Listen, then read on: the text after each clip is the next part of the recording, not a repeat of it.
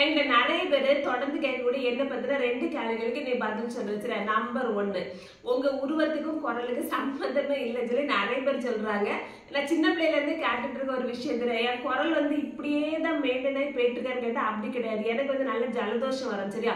அப்ப என்ன ஆகும், ஜலதோஷம் வந்து மூக்கு வந்து டேமேஜ் ஆயிடுச்சு. அப்ப என்ன ஆகுது, வாயில இருந்து வர வார்த்தை மூக்குல இருந்து வர காத்து ஒண்ணு சேர்ந்து ஒரு வித்தியாசமான ஒரு குரலா வரும். அதுதான் விஷயம், வேற ஒண்ணு இல்ல.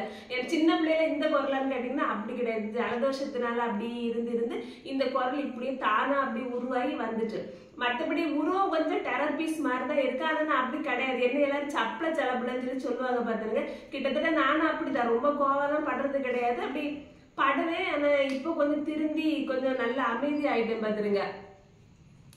அடுத்தது வந்து என்னங்க இது ரொம்ப இது சொல்லி நானே ரொம்ப டயர்ட் ஆயிட்டேன் சரியா.